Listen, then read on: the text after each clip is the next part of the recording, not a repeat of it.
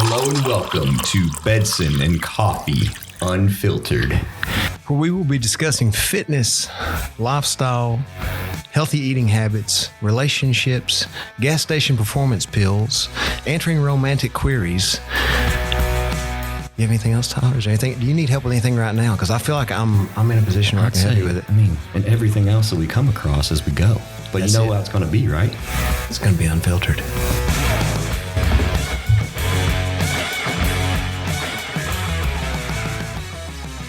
I asked the question the other day, what do you think about Long John Silver's? It's good, man. It's good. You know how many people didn't like Long John Silver's? I'll be the first to say it's disgusting. Like, I mean, it's like that's not good for you. No. I mean, like if you let it get cold in the box, there's all that grease. It tastes good as hell. So I put that question up, and it was like, do you like Long John Silver's? I was just curious because, you know, we had this discussion the other night on my back deck. We were just sitting there. I was smoking some cigars, chilling, right? And we had some friends over, and we were like, do you like Long John Silver's? So I've had this conversation twice now. I had the lake one time, and like that group of friends is like, oh, hell no, it's horrible. Like, and I'm like, what the fuck's wrong with you? You never had like a chicken plank? You never had a hush puppy? Like, they got some good fries, malt vinegar. Them little Crispies? Like, what are you thinking? They don't even have those anymore, though. You don't have the Crispies? I thought they used to have, like, you could just buy that in, like, you could get like, extras. just that. Yeah. But this group of friends is like, nah, I don't like it. So then I was talking to some other group of friends, and I was like, there's two of them that like it. Laura doesn't like it. So did you just get that negativity out of your life? Like you just telling y'all need to leave my house? No, I was curious though. I was like, what do people think about this? Like, because it is a good question. You know, back when I was younger, I remember I had a really good friend in middle school, and his mom was a manager at Long John Silver's. So after middle school got out, we would go walk there basically and do our homework, and she would just give us whatever we wanted, unlimited of like Long John Silver's. So, you know, I tried everything on the menu, and I was like, this place is pretty damn good. Mm-hmm. Like, everything was great. You know, it was just good food. Anyway, I'm talking to people, and it's like I find out people like hate it. And I was wondering, I was like, how close is the nearest Long John Silver's to here? It's 45 minutes away. That's how like many have closed down. Where is it? Paris, Kentucky. So it's not in... There's not even one in Lexington. There's one in Somerset. There used to be one on Leestown. Yeah, there's one in Somerset. Is that near Paris, Kentucky? Somerset? Yeah. No, you're closer to Paris here than you are in Somerset. Damn. So there's one. Okay, so there's one further away than in Somerset, because Somerset's like an hour, isn't it? Yeah, about an hour and 25 minutes. That's crazy. See, there's not one in Lexington, and I remember the last one we had was up by my house growing up, and I remember there was this like cutout back by the park called Bellawood Park, and you could like go back there and you like come out on the other side, and you're like there, you're Long John Silver's and like Taco Bell, but it burned down because like an employee there got pissed off and just burned it down.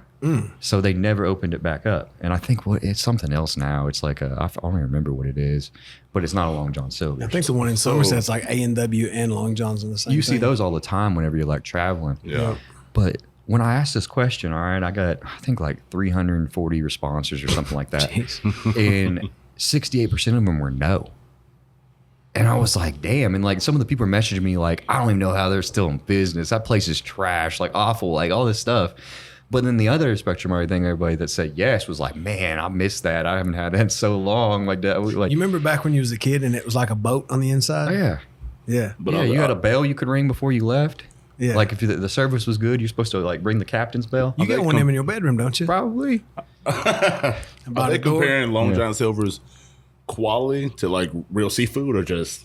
I'm just like, just like a fast food option. Like, right. It's top tier, bad, yeah. in my opinion. Yeah. I think it's good, you know, but what one dude did message me and he was like, man, it's just not as good as it used to be. And I could believe that, you know, like how they've changed the sizes of all the food over the years. Like, you remember you used to get a Chick-fil-A sandwich and you get this big chicken breast on there. Like it was a good size. Now your chicken sandwiches are like half the size. So I'm like, you know, probably has went downhill. So I've thought about it. I'm like, do I want to drive 45 minutes to be disappointed? You know? If you come to Somerset to see me, I'll take you to Long John's and I'll get you anything you want. That's a good deal, actually. Like for I'll real, get you anything you want. You'll get some post-workout Long Johns. It's worth the drive. Get some post-workout LJS. Post-workout LJS. Yeah, that's like we start a trend. Like, you know, people are all about like Five Guys and Chick-fil-A. We're like, no. Yeah. Y'all don't know what's up. Don't want you post-workout to go get 6 chicken planks. Yeah. Order a hush puppies and 2 large fries. Like that's about 160 grams of fat right after your workout. Hell yeah. Be lethargic for 4 days. You want to grow. That's it. That's it. That's funny. But yeah, I mean, that's just like one of my pastimes. I think I almost forgot about it because I haven't had it in 10 years at least. Because it hasn't been around, you know? Yeah. So I remember like, we'll get off the topic of this in a second, but another one good one was Popeyes. Popeyes used to have that all the time as a child. I remember their biscuits are good. Yeah, their fries are good. Their chicken's good. But they closed it down, and where it was close to my house, and they didn't have one here for like 5 years, and then they opened another one up on Harrodsburg Road, and I mean, like I still haven't had it though, because like I got so into fitness between that I was just like, well, fuck, you know, like. You know, I eat like 1 meal out a week. I'm not gonna go make it Popeyes. You know, it's just like it's, sure. Yeah. So the day they opened up, right? Mm-hmm. I go. They want. I'm from the Chicago area, so Popeye. So I go. The line is wrapped around all the buildings, so it's not in the street, right? So we go, and I mean, we did 3 hours. I got a newborn baby. She's in the backseat crying and changing diapers. We in the line for 3 hours. Literally, the lady comes out. I get to the window with a cone. Says, "This is the last person. We out of chicken." I got out the car. I said, "Hell no. I've been in this line for 3 hours. I'm getting my chicken. You're gonna let me? No. Put the fucking cone behind me and stop the line after that." He said, "Fine." She put the cone behind me. I got my chicken. Dude, I was in the line for 3 hours. I'm not fucking like. So they had extra chicken. Like, what are they gonna do? Eat it themselves? Right. They bet you they were. Those employees were like, no, we gotta stop because there's not gonna be chicken left over for us. 3 hours, dude. No, hell no. I'd be pissed. She tried to put that cone in front of my car. No.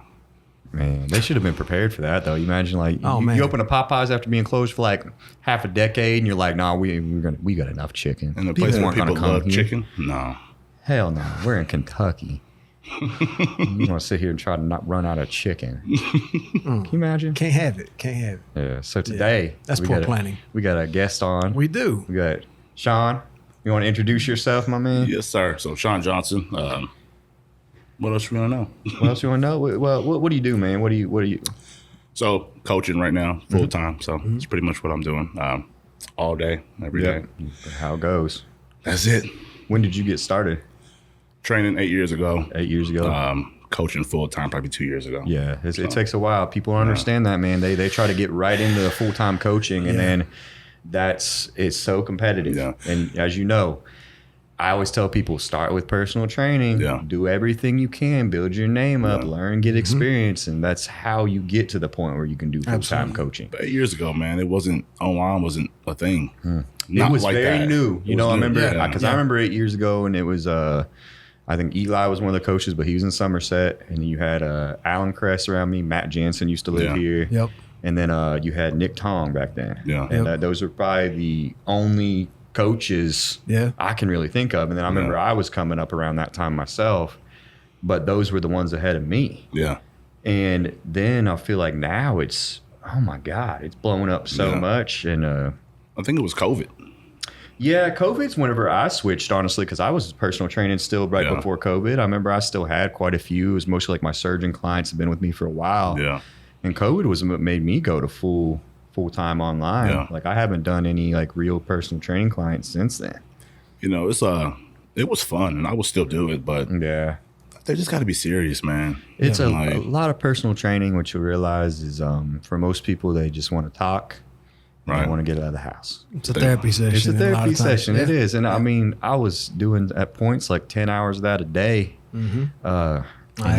That weighs on you. I know you've done it too. It's just like you're talking to somebody in person, and dealing with all their problems.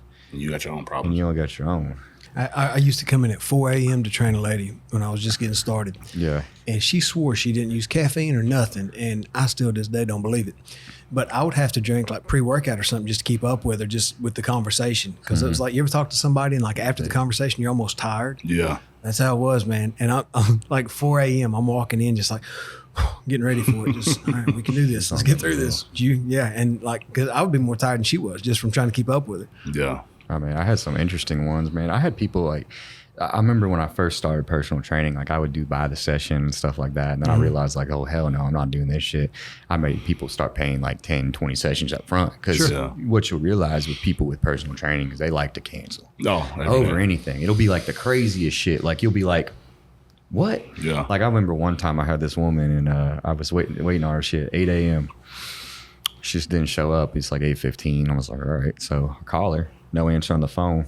Yeah. It's just like nothing. I'm like, okay, well, I guess she's not coming. This is your session. She calls me and she says, I'm sorry, I'm on my way. My purse got stolen. I had to chase down a robber, but I'm on my way there. And I'm like, right. What? This is like an hour later. And I'm like, well, I'm already gone. Like, I don't know what to tell you. But it was like, she would tell me the craziest stuff. She's like, I'm in the line at, she called Chick-fil-A, Chick-fil-A.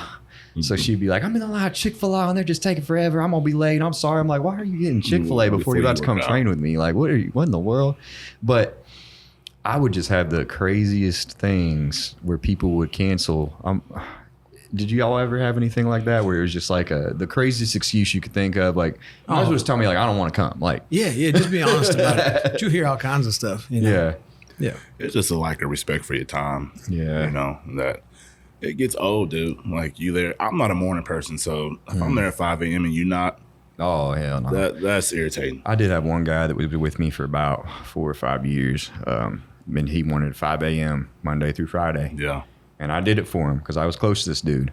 Mm-hmm. But man, whenever he ended up moving back to Chicago, and after that, I was like, I'm never doing a 5 a.m. again in the morning. I was like, you got to pay me triple if you want me to wake up at 4 o'clock and get there. For me, you know, I own a gym in Somerset, so I'm there several days a week anyway.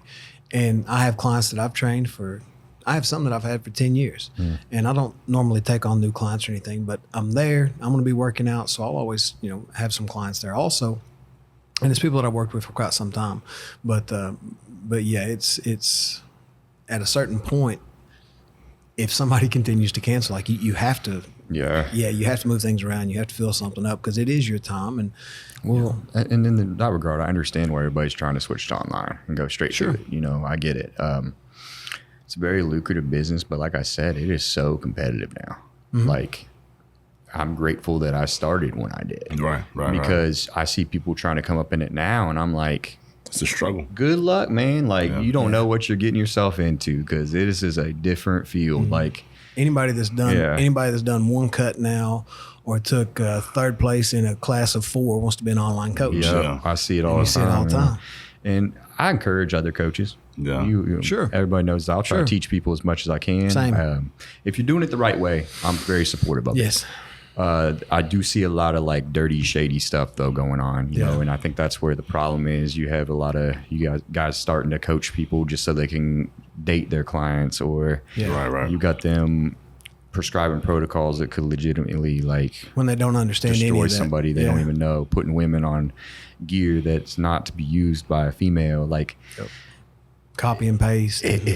There's literally coaches these days that are getting their plans from ChatGPT. And they're sending them out. And so like, damn. Yep. And so many of them just sending their clients what they did from another coach. Oh yeah. Right. And it's like, well, you know, and then just switching names on it. No consideration of anything to do with that client. Nothing individualized whatsoever. Nope. And it's a scam in a way, in my opinion. Like, of course it's kind of fucked up, but that's one of the things is like there's no regulations, I feel like, and it's up to the consumer. The consumer's responsibility is to do their research and be like, is this person qualified? What have they done before? And some people will like contact me, they'll have a long conversation with me and they'll tell me they're shopping around, and I'm like, okay, well, I don't really want you then. Like 100%. If that's your thoughts and like you're shopping around for deals when it comes to something like this, oh man, shopping around for deals, like, I mean, I understand talking to coaches and seeing who's the best fit for you. Yep.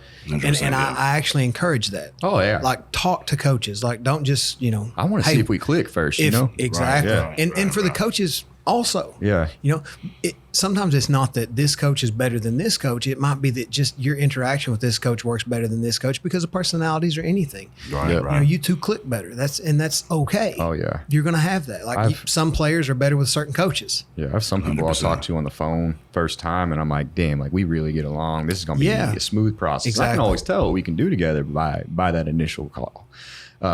There's some people that I've talked to for years just through text message, and like we communicate thoroughly through that. And I'm like, all right, I know this person's going to do what I say.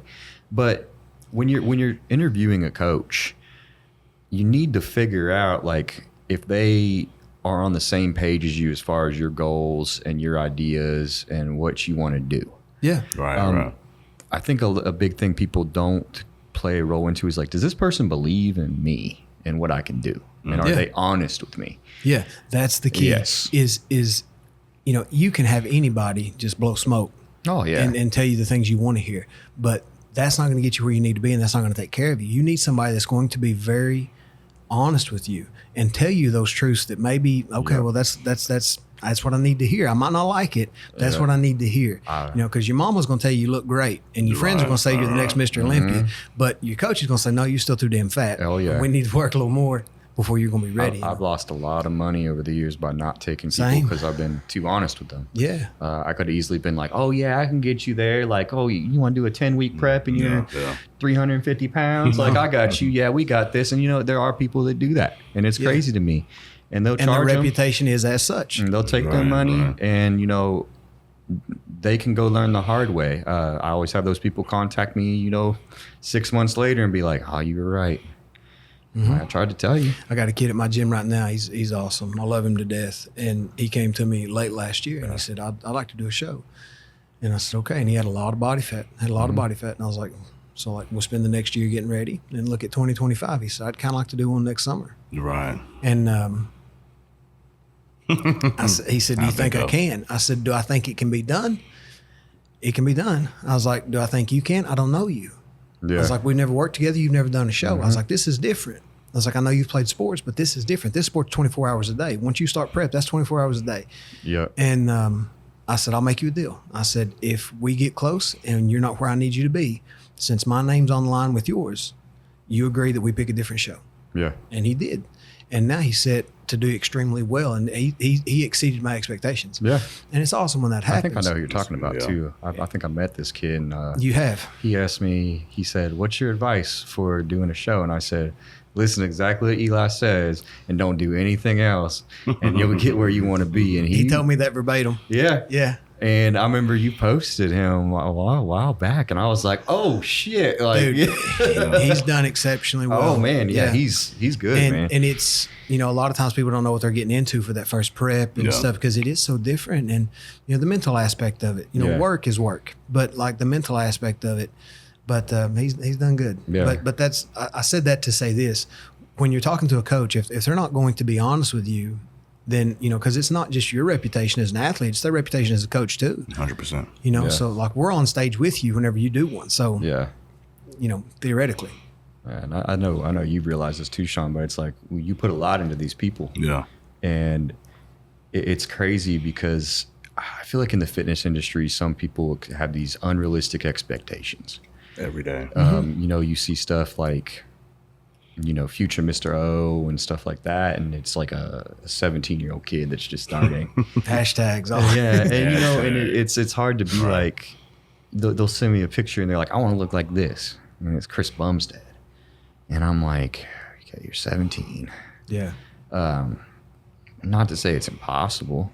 I'm not gonna ever diss somebody's goals, but it's a lot of like, they don't realize that it's not going to only take a year. Right. It might take a decade. Yeah. Or longer. Exactly. Or it might not be possible with your genetics. Yeah. I mean, whenever you're starting to look at these people that are in the upper echelon of their sport, it's like, you know, you can do everything. I can do everything I want to gain speed, but I'll never beat Usain Bolt in a foot race. Yeah. Right. Like there's just some guys that's that every sport. It's every sport. Yeah. Exactly. And, you know, bodybuilding is obviously that way as well. We had nationals last year. You had that with that kid. I think he was 20, Anton Sewell. He won overall at nationals at like 20 years old. Yeah. And there's already a kid that's 19 trying to break his record. Right. And I'm like, And these are genetic outliers, and you can't compare yourself to these genetic outliers. And you have that, to your point, in every sport. But it's to think that you can just, well, that's possible because he did it. Sure. Well, it's possible to be 7 foot tall because Shaq is too, but not for me. Right. Right. It's a lot, dude. Like you said, they won it in a year or 6 months. And for me, I'm asking you, where do you determine when you tell somebody it's not possible, or you sort of just build them up? I like to give everybody the chance to prove their work ethic. Yes. Okay, I've had some people before tell me they want to compete and such, and I've been like, okay, it's going to be hard, but if you do exactly what I say, I will get you as best as you possibly can be. Right. And we'll leave it up to the judges. Right. And from there, that's all you can really do as a coach. And it's a hard thing for people to realize, but it is a subjective sport. 100%. So I can make somebody the best they can possibly be. And if one person better shows up, it's over. It's over. And it's just how it is, and most people are realistic, and we explain that, and I've talked to them about it. And that's what bodybuilding is. Yeah. But I've had some, like, for example, Malcolm just turned pro yesterday. Congratulations, by the way. Congratulations, Malcolm. We've been working together for 2.5 years, though. Yeah. And if you saw where he started and what he told me he wanted to do, I believed that we could do it. Right. And my job is to believe that we can do it until he proves to me otherwise. Yeah. And every single day and every single week he checked in, he proved to me that he actually wanted to achieve that goal. Yeah. It wasn't just like talk. He wanted to become a pro. He wants to go to the Olympia. Yeah. So you'll find out a lot about people within the first 2 months of working with them. And I love your post when you post about time with a coach. I always send it to my people. I'm like, they've been with that coach for 2 years, 3 years. It's not one growth phase. No, you got people leaving their coach after 6 months, and they think that the grass is greener on the other side, but then all in reality they're just restarting. Right. Like, let that person have the time to know you. Right. And I'll be straight up with you guys. Malcolm, our first show together, he didn't do well. Yeah. He placed like 5th or 6th. Yeah. And we were surprised because he looked pretty good, but it wasn't what the judges wanted. It wasn't their standards. And I told him, I said, man, we got to do some more work. We got to get better. And the next year, he trusted me, won it overall. His next show. Yeah. Malcolm is one of those dudes I always refer to. And I don't even know him personally. Like, I'll talk to him, but I'm like, dude, first of all, I'm scared of heights. So, number one, what he does for a living. I'm just like, that is fucking amazing to me. Oh, yeah. That he's up there killing his body, still training, still getting his meals in. So I have the utmost respect for but I'm just like, that's what it takes, dude. I'm like, it's not just 6 months, like you said. He's been at this for a long time. No, he sent me his beginning picture the other day. We were just chatting in text. I talked to him. I think I've talked to him pretty much every day since we've been together. And he sent me a picture. He's like, remember this? It was his first picture, one of the first ones he ever sent me. And I was like, it's not even the same person. Yeah. Absolutely. But that's what it takes, is just time and a work ethic and trust. And to acquiring, you're essentially building a bank of data with that individual. And every check-in, you're collecting data. And that allows you to cross-reference and look back on.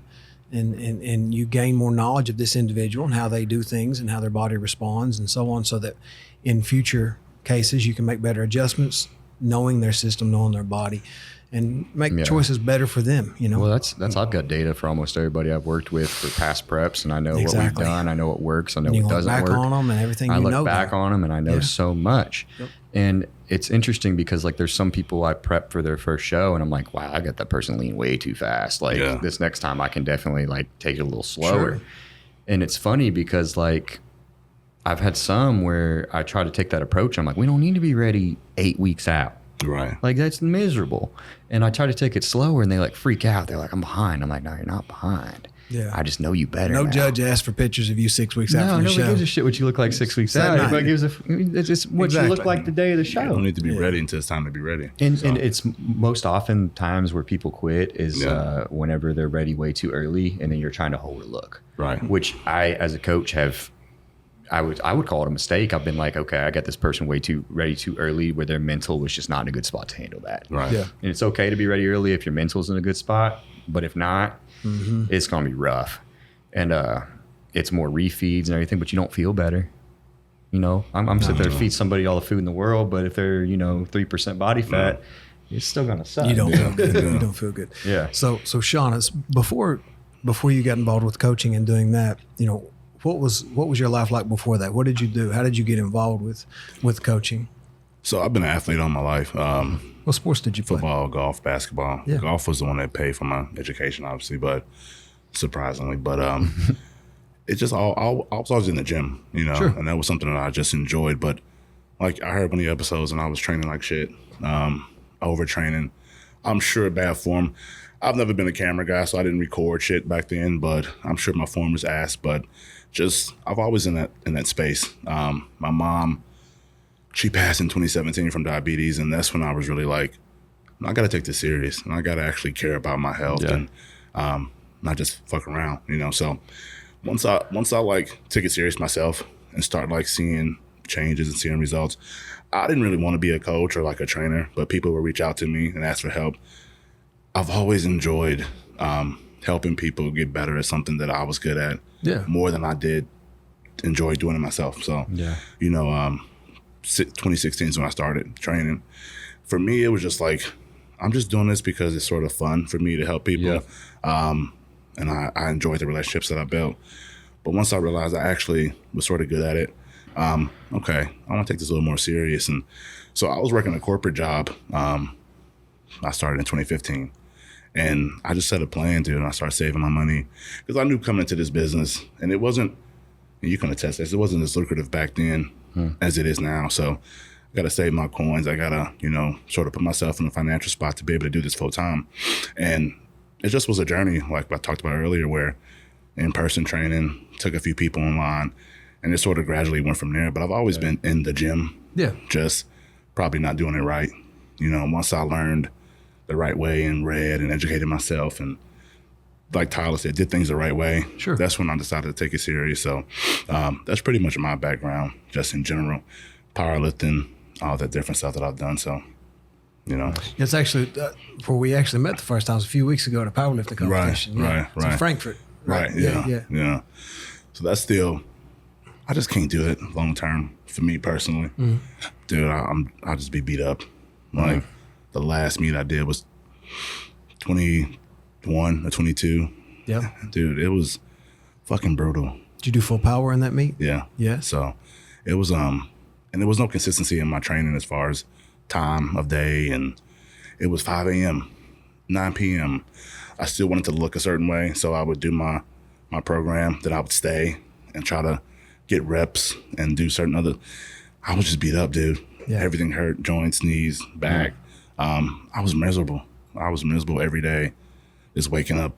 She can attest to it, dude. I'm just waking up, limping, just trying to make it, dude. And I was like, maybe everybody's different. Maybe I can't do this. I'm 40 and I'm 30. I'm going on 33. So I just got to hang it up, dude. So I still love it. I still love to help other people, but I just couldn't do it myself long term. But sure. The love for it all is still there. Yeah. For sure, but yeah. And you get to still experience that with your clients, so that you still get to be a part of that, and that's a big part of your life. Yeah. It was the same thing with golf, man. I was really good at it, but I enjoy helping. Like when you send me those videos, that fulfills me a lot more. Yeah, sending you that feedback and like watching you potentially get better. Oh yeah, it did help me. Than me playing myself. Yeah, it's funny because I always, were you much smaller when you played golf, or were you 100%. Still? Yeah.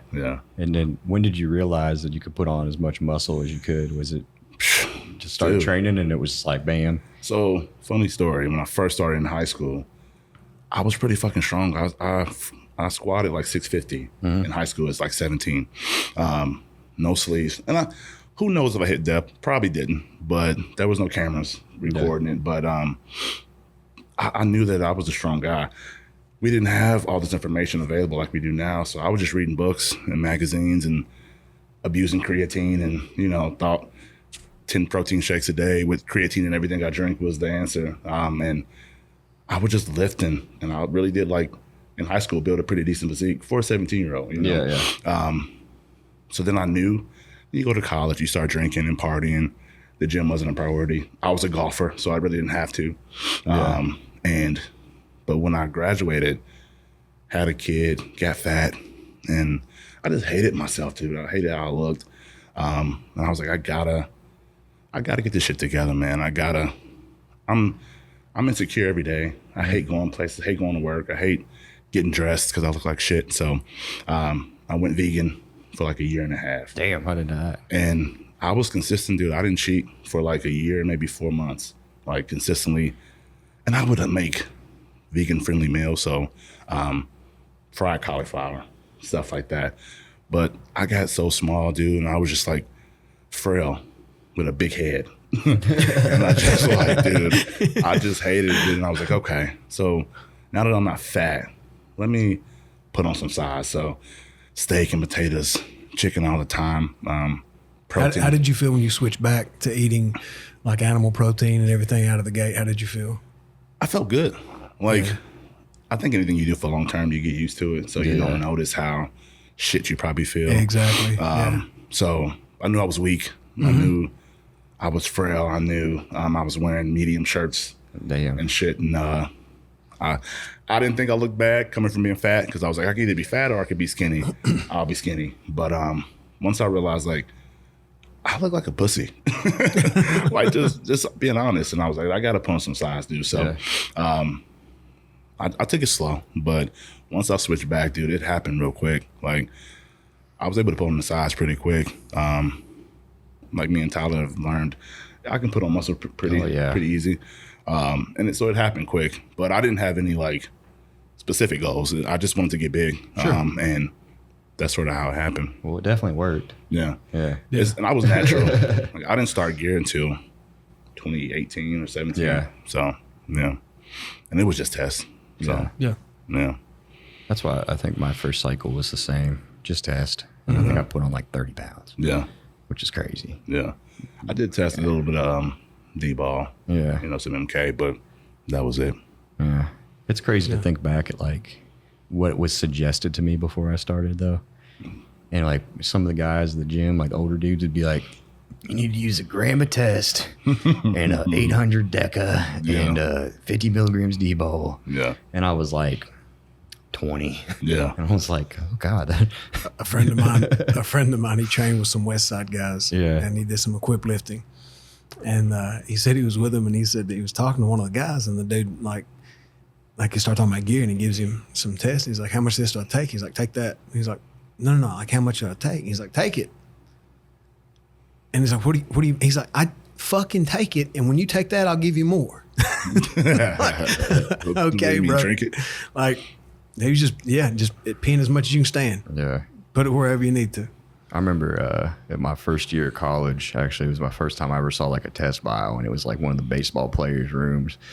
And we went in there, and this kid that was with us, like it was like some random kid, and he didn't know what it was. So he just thought it was like he's like, what's this? And he fucking takes it and just smashes it on the floor.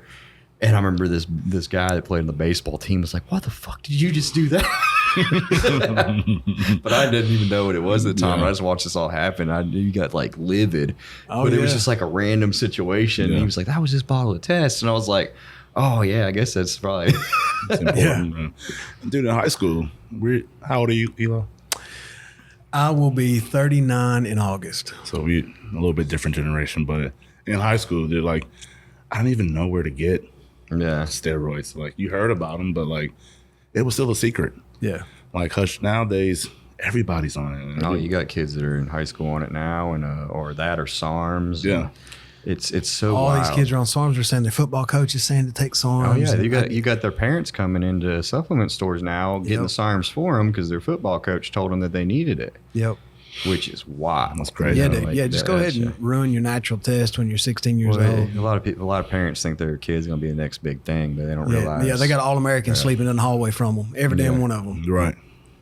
No, get your rad 140. It's like no, it's crazy because I remember back in the day when I used to work at the supplement store, we'd have high school kids come in there and they would ask. This is when SARMs were kind of like new. Yeah. And they'd come in there and ask for like a list of SARMs, and I'd be like, hey man, okay, I gotta have your ID to sell this to you. And they would be like, oh well, I don't have one. And I'd be like, okay, well I can't sell this to you. Right. So 2 hours later, you got a dad coming in the store with the same list, and he's like, I need all this. And I'm just like, I know it's for that kid that just came in here, but I can't say anything. So it's just like, and then, he doesn't ask any questions about it at all. Just goes and gives it to his kid. And I'm like, damn, all right. That's like, Deegan, he plays high school baseball, and, we'll talk, and, a lot of the kids there, I mean, they've all got the internet on their phone all day, every day. So, I mean, they can see anything, they can read anything, they can order damn near anything. Yeah. So, a lot of the kids will be talking about SARMs and so on. And, I'm thankful that he and I are close enough. He can talk to me, about everything like that. But it's, man, I don't think they're not thinking about what this is going to cause years down the road. And it's like, I mean, the SARM itself means, it's a selective androgen receptor modulator. Like, it's affecting the same receptors as, androgens, male hormones. Yeah. So it will affect your natural testosterone, and you're giving that to kids who are in puberty, and their natural test is the highest it's ever going to be. So why would you need to add anything else? Right. Yeah. Let him eat. Give him food. Give him good food. He's going to grow. Yeah. Yeah. I can understand from the parents' perspective. My mom, when I first told her, like, she knows nothing. She knew nothing about the gym. None of my family did. So I want to get big. I remember Jay Cutler was a magazine I bought at. It was a place called Key Market back home. And I was like, I want to look at this guy, So I just went to her and I said, and she was on a budget. We didn't have much, I want to look like this guy. She went to the GNC and got me tubs of protein and things of creatine, and I didn't know what I was doing. So like I said, I was creatine in everything I ate or drank. 5 protein shakes a day, a salad from McDonald's, and a baked potato. I would just do that all the time. And she didn't ask questions. She didn't care about the impact of maybe too much creatine. But, it was just, I want my kid to be happy. Yeah. And that's what he wants, so whatever. Yeah. Yeah. So from a parent perspective, I understand. It wasn't drugs, because I thought it said this pill. She probably would have asked, what is that? But she just wanted me to be happy and sort of have what I wanted. So yeah. And that's the thing now is like, then access wasn't quite as easily and readily available. Right. And now we've got access to a lot more information. Right. And I agree with that 100% as far as, being a parent and supportive of your kid. But whenever you're starting to talk about supplements, I think now things have come far enough that, we can kind of look online, and I'm just suggesting this to parents listening, right. Before you rush out to buy SARMs for your kid, because creatine, creatine's great, and he's got creatine in his system already from eating red meats and so on. But some of that stuff, like do a little bit of research, Yeah. That's the big thing is nobody really knows.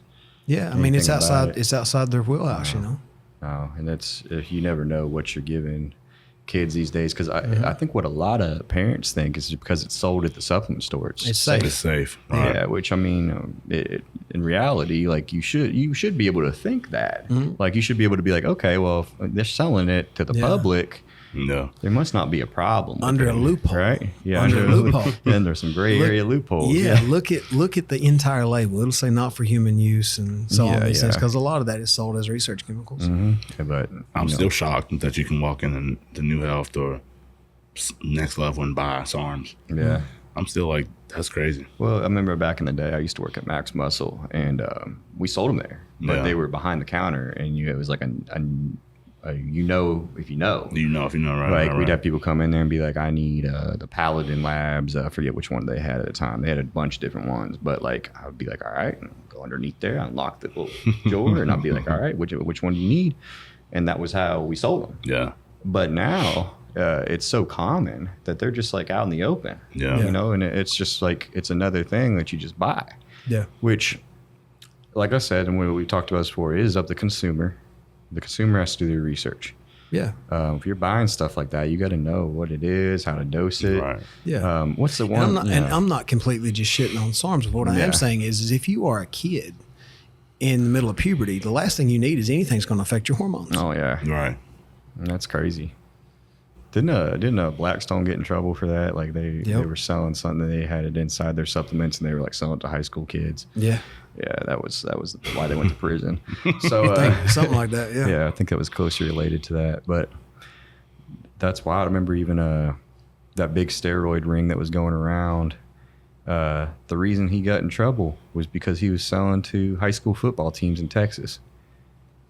And I'm just like, when you start messing with kids, that's where it's like, that's the thing that really gets to me is you have like these people that unknowingly or they just don't care, you know, and they'll push this stuff toward kids just because maybe they want another trophy to put on the shelf or something else, and they don't give a damn about how that kid feels or his health 3-4 years down the road. Like that's what really gets to me. Yeah. And you know, because like how selfish are you? Yeah. And how like, I mean, you're a piece of shit if you're telling these kids to do this and you know what it's going to do and you don't care. I mean, you're a low-off. Yep. Right. I've got a lot of guys that I make come compete in the NGA first or a natural league, and I convince them to see what they can do natural first. And I don't ever push them on anything, but I educate them. If they ask me questions, I'm like, listen, it's not as much as you think you need. But it's also like, I meet a lot of these kids' parents too, and I'm like, do they want their kid on this stuff? Like whenever they have a lot of natural potential to see, or we may not even know if this person even likes the sport enough to use this stuff. Right. Like I think it's super important to find out. Even like it. Yeah. Find out if you're even going to take this serious. Are you going to be doing it 5 years from now? Right. If you're not, or you think you possibly could not be, then it's probably not something where you should use it. Absolutely. Like that's kind of my thing. I have a little younger kids come up to the gym. Yeah. And they'll be like, man, I'm thinking about getting on a cycle. And I'm like, well, how old are you first off? Yeah. Have you ate correctly for more than 2 days in a row? Yeah. Do you have a structured diet? Do you have a structured training plan? Yeah. And it's like, majority of the time, it's like, no. Yeah. And I'm like, I would probably do that first for quite a while. Yeah. And do you do anything in the gym besides max on bench 4 times a week? Yeah, exactly. And what's a while? That's the question. Yeah. It's not 2 months. It's probably 3 years. 2 to 3 years. I've got quite a few natural guys that plan on staying natural, especially now that the NPC is actually introducing more natural shows and testing them correctly. Because the issue with natural shows previously, what really sucked is you'd have people go do them, and then I would have people message my clients telling them, the person that beat them would be like, what were you using for that show, man? I was using this, this, and this, and this. And it's just like, motherfucker, so like you cheated. But there was no regulations or no way they didn't test them. It was just like, oh, we trust you. So now I think they're making some changes to that to make it more like, okay, like fair. This is fair. This is actually tested. Absolutely. Because it was a problem. You know, you have people that are using Tren and Test P up until 5 days out and just cutting it and being like, I didn't use nothing.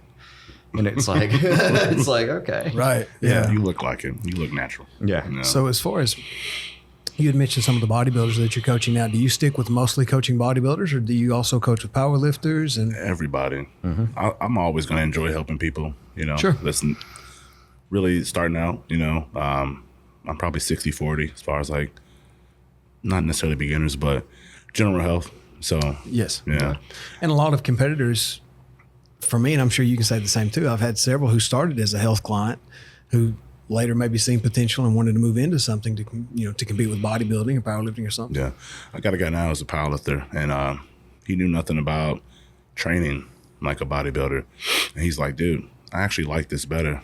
So I'm like, I'm not going to push you towards that, or, you know, do what makes you happy, but you have the potential. You look good. He's young. He's 21, you know. So if that's something you're interested in, we'll talk about it, but I don't want to push him, you know, out of. He's been doing powerlifting since he was 15. So I'm like, do that, dude. But he wanted to transition, so we switched his plan up, and he likes it, and he's growing. And I'm just like, if that's what you want to do, then I'll support it. But, you know, so like you said, people will transition. They'll start at one thing. So you know, I'm always open to whoever, honestly.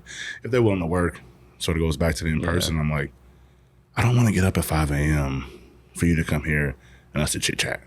Yeah. Because I can chit-chat with you over the phone. If that's what you want to do, you know.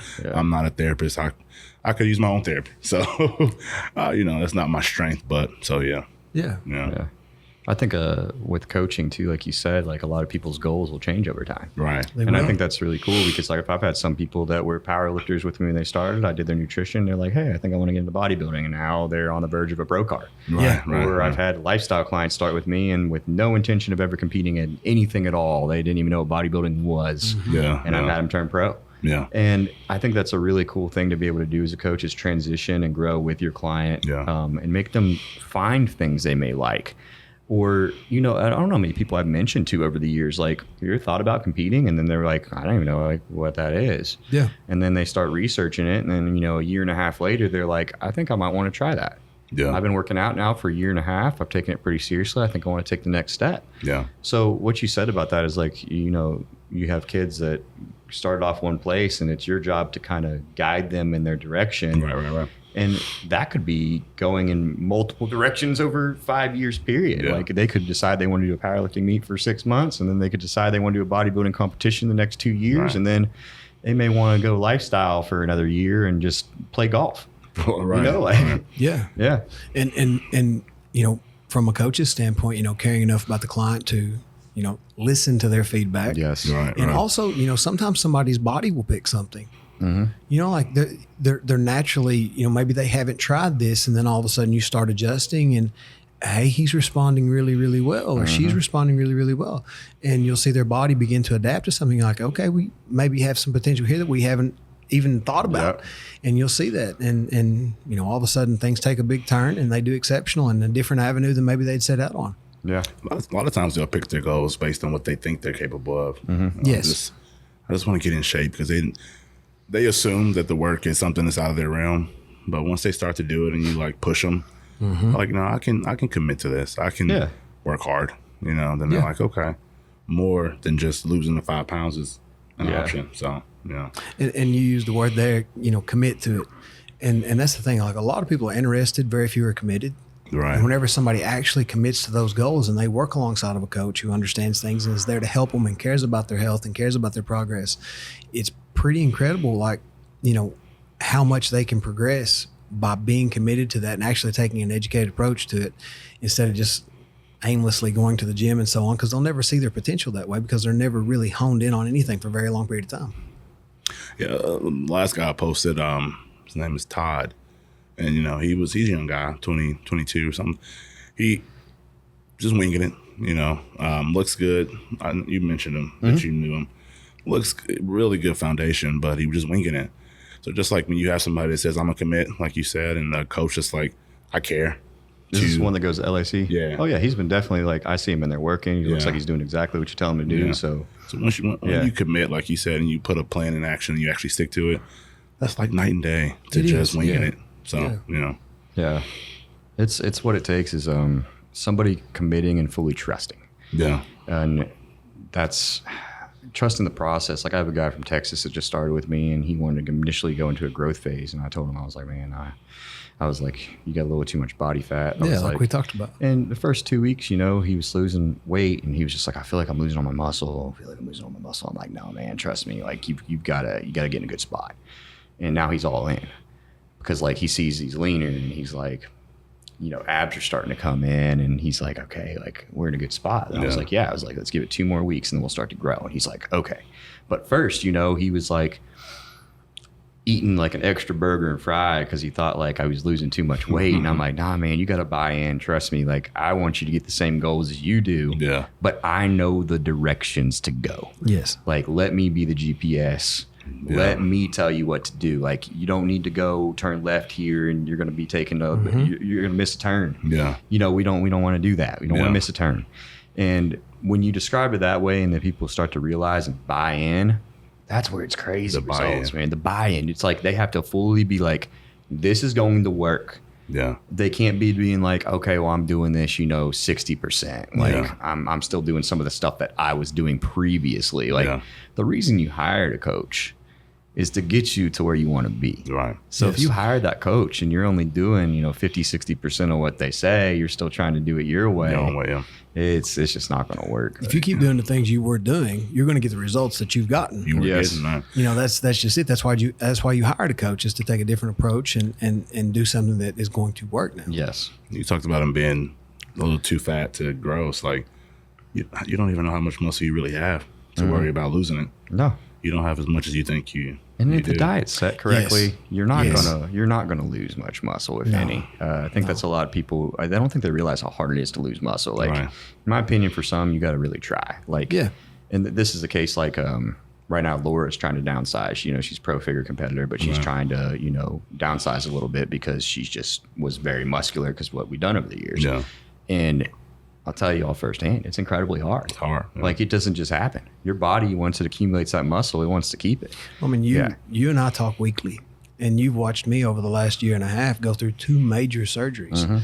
And I mean, I was 244 or something like that. I got down to 204, but I still had muscle. Yeah. You know, I did lose tissue because I had my damn arms cut off. Exactly. But like, but I still had legs. I still stayed in, you know, decent body composition and so on. Like, and that's not being able to do very much. Yeah. You know, so that's the thing. If you put forth some effort, You know, you're gonna retain, especially if you are able to still train. Yeah, especially the diet's intact, like you said. that's it, man. Yeah. Yeah. So Shawn, what would you say? Because I know you've been only in the online space, like you said, about 2 years 2 years, now. yeah.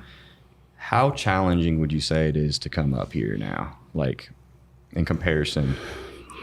Dude, I was blessed. Yeah. Like me and you talked about, dude. Like for me personally, it sort of went like overnight almost. Yeah. From 1 to 5 to 20. Yeah.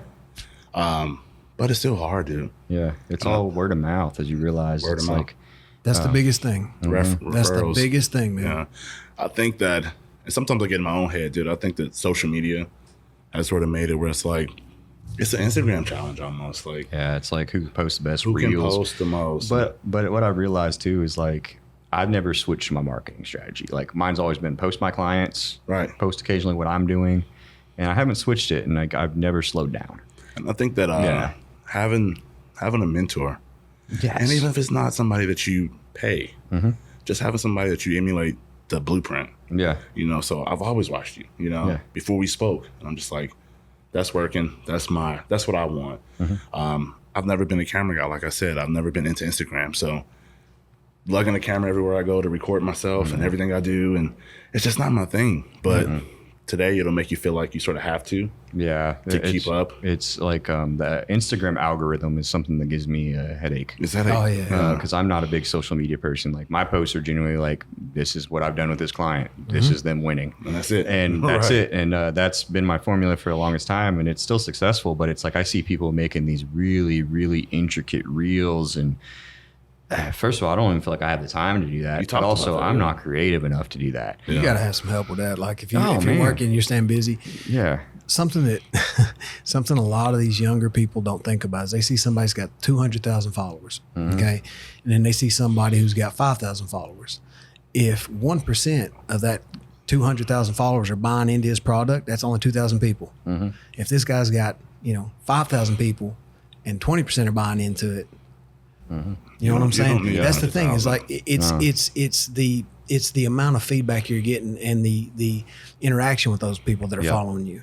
You know, you can have far less followers on Instagram than somebody and still have way more customers. Oh yeah. Right. That's Right. like I don't go for as much followers. I'm not big on social media. I'll be honest with you. Like I never really cared about how many followers I have. Everything I feel like I've gotten though is organic growth. Right. Like if a person follows me, it's like chances are they might want to use me for services. Right. Or they know a friend that wants to use me for services.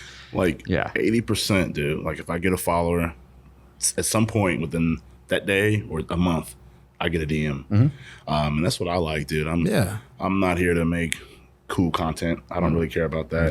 No. We've talked about that before, dude. I'm just like, I don't care about that part. I just want to help people. Yeah. And If I had most of my stuff comes from 200,000 referrals. followers, I'm afraid of how many people would contact me, and I would fear my quality of business. Like, that's what I feel like has helped me grow as a coach, is keeping my quality as high as possible. Right. And I haven't put a big role into social media other than like showing exactly what I can do. Right.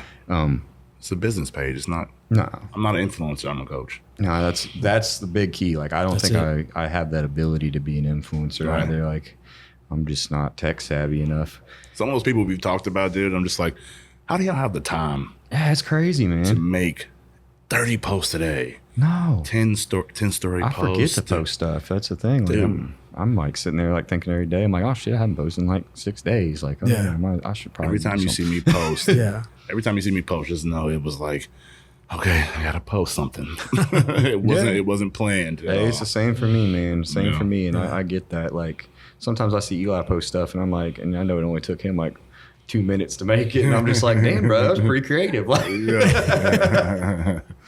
Yeah. So, Shawn, man, we appreciate having you on. For sure. Thank you, guys. Like I said, I haven't known you quite as long as Tyler had, but you're a genuine dude. You genuinely care about your clients. Appreciate it. And, the things you say, the things that really stand out to me, and it's the first thing I tell somebody when they say they want to work with clients is you need to care about your clients, and you need to care how they're doing, because, their progress, making their health first, that's what really matters. Right. And hearing you say all that stuff is very refreshing, because so many people get in now because it's the cool thing and they want to be a rock star on Instagram and stuff. But you're a genuine dude, and you genuinely care about your clients, man. And I appreciate how you're approaching coaching and what you do, man. Thank you. It's awesome to see that. Appreciate it. And if people want to follow you on social media, how can they find you? So the Muscle Building Coach. Just do Instagram. I don't do Facebook and nothing like that. So just the Muscle Building Coach _ between every word. Yep. Gotcha, man. So you guys check out Shawn on Instagram. Give him a follow, man. His page is awesome. He's got a lot of great clients. And he's a genuinely great guy, and he's a good coach, man. Appreciate it. Thank you, guys. Yes, absolutely. Thanks for coming on, man. We appreciate you. Appreciate it. This has been Bedson and Coffey Unfiltered. Thank you guys for listening. Make sure to go follow us on social media.